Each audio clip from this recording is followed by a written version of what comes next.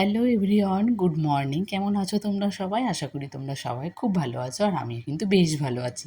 তো আজকে সকাল সকাল দেখো ফুল দিয়েই ব্লগটা শুরু করলাম। আশা রাখছি আজকের ব্লগটাও তোমাদের খুব ভালো লাগবে।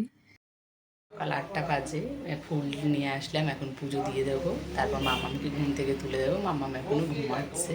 আজকে ঘুম থেকে অনেক তাড়াতাড়ি উঠেছিলাম, কিন্তু সকালের কাজগুলো করতে না অনেকটা আজকে দেরি হয়ে গেছে, কারণ ঘুম থেকে ওঠার পরে না এত সহজে মনে হয় কাজগুলো করতে ইচ্ছে করে না। আর দেরি করে যদি ঘুম থেকে উঠি তাহলে তো সেটা আরও বেশি দেরি হয়ে যায়। যদি একটু সকাল সকাল ঘুম থেকে ওঠা হয় তাহলে কিন্তু কি বলতো, একটু নিজের জন্য কিছুটা সময় পাওয়া যায়, আর অনেকটা সময় নিয়ে কাজগুলো করাও যায়। তো আজকে অনেক দেরি হয়ে গেছিলো, আমার পুজো দেওয়া হয়নি, স্নান করাও হয়নি, তার আগে দেখছি মিস্ত্রি কাকুরা চলে এসেছে সবাই কাজ করতে।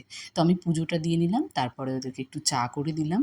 তারপরে দেখো আমি রান্নাঘরে এসে গেছি, রান্না করব। আর এদিকে মাম্মামকে স্কুলে দিয়ে এসেছি, তারপরে কিন্তু রান্না বান্নাটা শুরু করেছি। আর আজকে জানো তো মঙ্গলবারে আমরা কিন্তু নিরামিষ খাই। তো আজকে মঙ্গলবারে নিরামিষ কি রান্না করব সেটাই ভাবছিলাম। তো এর আগের দিন 500 পনির নেওয়া হয়েছিল, তার মধ্যেই হাফটা করেছিলাম, হাফটা রেখে দিয়েছিলাম মঙ্গলবারের জন্য।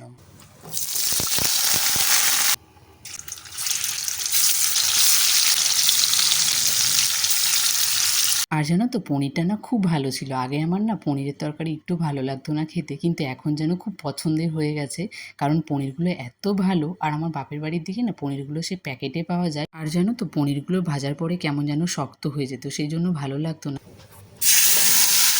আজকে রান্নাটা একটু হাফ হাফ করেই দেখালাম, কারণ সময় হয়নি। মামামকে স্কুলে রেখে এসে না তাড়াহুড়ো করে কাজগুলো করছিলাম, কারণ 1 ঘন্টা পরে ওকে আবার আনতে যেতে হবে। তো সেই মাঝখানে আমি রান্নাবান্নাগুলো সেরে ফেলেছি। তাহলে কি বলো তো, মামামকে আনতে যেতে তারপরে আসার পরে না প্রচুর গরম লেগে যায়, আর ভালো লাগে না কাজগুলো করতে। তাই দেখো আমার এদিকে কিন্তু বাসনগুলোও মাজা হয়ে গেছে, তাই ঝুড়িতে ভালো করে জল ঝরাতে রেখে দিলাম। এবার আমি মাম্মামকে খাইয়ে নেব, তারপর আমি খেয়ে নেব, আর ওর অফিসের টিফিনটাও প্যাক করে দিয়ে দেবো। তাহলে আমার কাজগুলো শেষ হয়ে যাবে, তারপরে যাব ঘরের কাজগুলো। তো দেখো মাঝখানে সেই কাজগুলো করা হয়ে গেছে, সেগুলো আর তোমাদের সঙ্গে শেয়ার করা হয়নি, কারণ তাড়াহুড়ো করে কাজগুলো করলে না সেগুলো আর শেয়ার করা হয় না। তো এই তো সকালবেলা জানালাটা খুলি না, কারণ এই বাইরের দিক থেকে না প্রচুর রোদ আসে, আর মনে হচ্ছে জানালা খুললেই ঘরটা এত পরিমাণে গরম হয়ে যায়, তাই একটু দেরি করে জানালা খুলি। তো আগের দিনে যে নেমন্তন্ন বাড়ি গেছিলাম, শাড়িটা আমার ভাঁজ করে রাখা হয়নি, কারণ গরমের মধ্যে না ভালো লাগছে না। আর আগের দিনে যেহেতু একটু বৃষ্টি হয়েছে, তাই একটু ঘরের মধ্যে মনে হয় এখন ভালো লাগছে কাজগুলো করতে। একটু যদি ঘরটা একটু ঠান্ডা হয় তাহলে কিন্তু ভালোই লাগে ঘরের কাজগুলো করতে, কিন্তু আমার ঘরটা না ভীষণ পরিমাণে গরম, যে ঘরের মধ্যে কোনো কাজই করতে পারি না। যে জামা কাপড়গুলো যে প্রতিদিন এনে রাখি সেগুলো কিন্তু পরেই থাকে। ওই একটা দিন সময় করে না 2-1 দিন পর পর বাইরে বসে একটু ভাঁজ করি। আর এমনিতেই এখন তো প্রতিদিন ভীষণ পরিমাণে গরম পড়ছে, সেই তুলনায় আমার ঘরে তো আরও বেশি। যদি বাইরে হয় 10%, তো আমার ঘরে হবে 20%। তো সেই জন্য আর ঘরে কাজগুলো করতে পারি না। আগের দিনে যে জামা কাপড়গুলো সেগুলোও কিন্তু সবই ছিল, কাচাকুচি করেই রেখেছিলাম, কিন্তু এগুলো ভাঁজ করা হয়নি। আর এই গরমের মধ্যে না আয়রন করতে পারি না, কারণ এই কারেন্টের কাছে এতক্ষণ সময় ধরে করা, তাই ভাবলাম এখন একটু ভাঁজ করে রেখে দিই।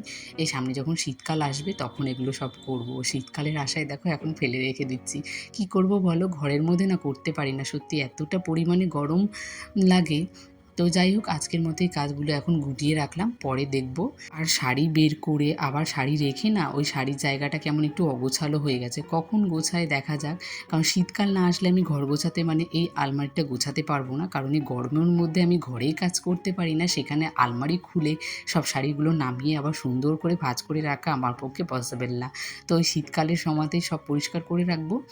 ঘরের কাজগুলো এখন একটু করতে ভালো লাগছে, যেহেতু আগের দিনে বৃষ্টি হয়েছে, তো একটু ঠান্ডা ঠান্ডা লাগছে, ভালো লাগছে। তাই একটু বেডটাকেও এখন ক্লিনিং করে নিলাম, যেহেতু সব জামা কাপড়গুলো একটু ভাঁজ করে নিয়েছি, তো খাটের উপরটা একেবারে পরিষ্কার হয়ে গেছে। আর এই খাটের উপর এখন যেন তো ঘুমানোই হয় না, কারণ এত পরিমাণে গরম যে আমরা এখন বাইরেই ঘুমাই। তাই ঘরে কেউ ঘুমায় না, এই জন্য খাটটা পড়েই থাকে ফাঁকা। আর খাটের উপর ঘুমানো হয় না বলে কিন্তু এই বেড কভারটা অনেক দিন হয়েছে পেতেছি, কিন্তু চেঞ্জও করি না। কেন বলো তো, কারণ খাটের উপর তো আমরা কেউ ঘুমাই না, আর সারাদিন মাম্মাম্মু এসে খেলে না, তাই নোংরা হয় না বলে বেড কভারটা চেঞ্জ করি না। এখন প্রায় 15-20 দিন মতো হয়ে গেছে আমি এই বেড কভারটা চেঞ্জ করিনি। তো আর কিছুদিন পরে একটু চেঞ্জ করে নেব একবার, যেহেতু খাটের উপরে না থাকলে একটু ঘরের মধ্যে যদি পরিষ্কার পরিচ্ছন্ন থাকে তাহলে কিন্তু ভালো লাগে। আর যে সোফার কভারগুলো দেখছো, এগুলো আজকে খুলে আমি কেচে দিয়েছিলাম, যেটা খুলতে পারিনি সেটা কিন্তু দেখেছো কত ধুলো বেরোলো ঝাড়ার পরে। প্রায় আমার বিয়ের সময় এই সোফাটা দেওয়া হয়েছিল, তখন থেকে ব্যবহার হচ্ছে, পরিষ্কার হচ্ছে না, তাহলে একটু একটু নোংরা হয় বলো? তো এখানে আমি পরিষ্কার করার পরে একেবারে ঘরটা ঝাড়ু দিয়ে নিলাম। তারপরে যাব, এবার স্নান করতে যাব, কারণ প্রচুর গরম লেগে গেছে। যদিও সকালবেলা একবার স্নান করেছি, তবুও মনে হয় স্নান করলে এখন একটু শান্তি লাগবে। তাই এখন যাব, স্নানটা সেরে আসবো। এখন আমার কমপ্লিট হলো, আর বাইরে প্রচুর মেঘ উঠেছে। তো এখন যাব, স্নানটা সেরে আসবো। প্রচুর গরম লেগে গেছে কাজ করে। তো তোমাদেরকে দেখায় দাও বাইরেটা। প্রচণ্ড পরিমাণে মেঘ উঠেছিল, তবে বৃষ্টি হয়নি। তো চলো আজকের মতো টাটা।